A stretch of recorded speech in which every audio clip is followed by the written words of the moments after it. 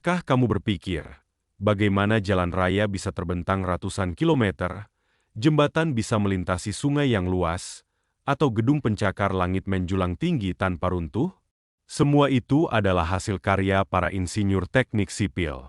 Tapi tahukah kamu, teknik sipil bukan hanya tentang membangun gedung dan jalan? Bidang ini memiliki banyak cabang keahlian.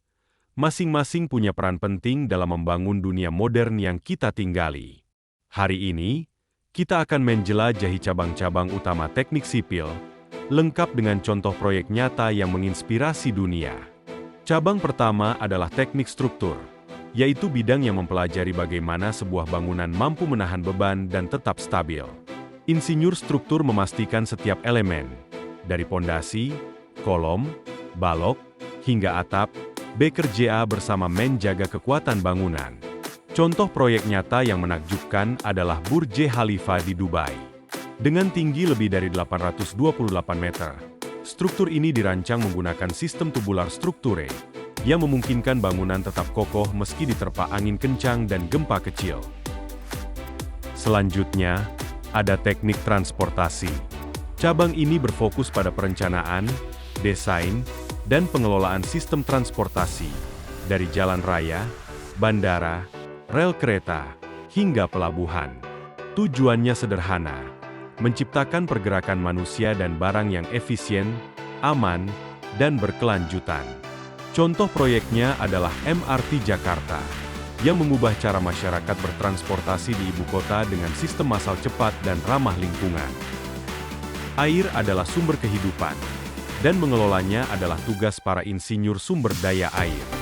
Mereka merancang bendungan, saluran irigasi, sistem drainase, hingga pengendalian banjir. Contoh nyatanya adalah Bendungan Jati Gede di Jawa Barat, salah satu bendungan terbesar di Indonesia, yang menampung lebih dari 900 juta meter kubik air untuk irigasi dan pembangkit listrik. Pernah mendengar istilah pondasi yang kuat? Itulah dunia teknik geoteknik, cabang yang mempelajari perilaku tanah dan batuan untuk menopang struktur di atasnya. Insinyur geoteknik melakukan uji tanah, analisis stabilitas lereng, hingga perancangan dinding penahan tanah.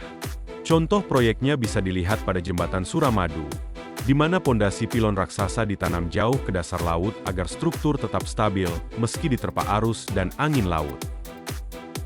Dalam dunia modern, pembangunan tak bisa lepas dari perhatian terhadap lingkungan.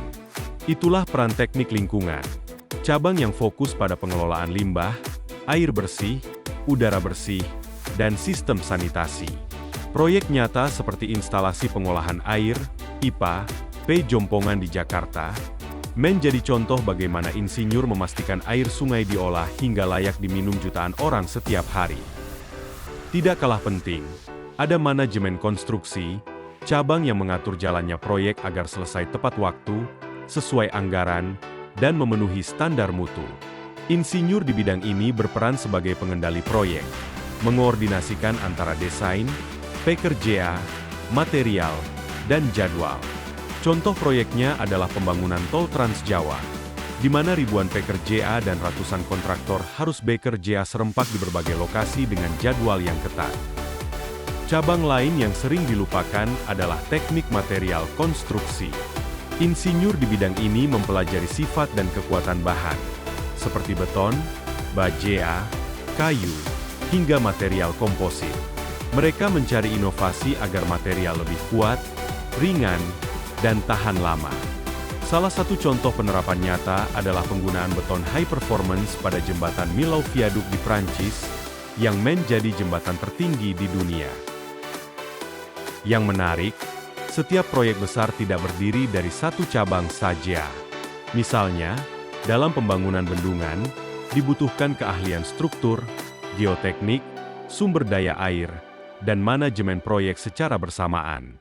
Itulah sebabnya teknik sipil disebut sebagai ilmu yang menghubungkan berbagai disiplin untuk menciptakan peradaban. Teknik sipil bukan hanya tentang beton, baja, dan tanah. Ia adalah tentang mewujudkan mimpi manusia menjadi nyata, membangun tempat tinggal, menghubungkan jarak, dan menciptakan kehidupan yang lebih layak. Jadi, Jika kamu ingin menjadi bagian dari pembangunan dunia ini, mungkin jawabannya ada di dunia teknik sipil.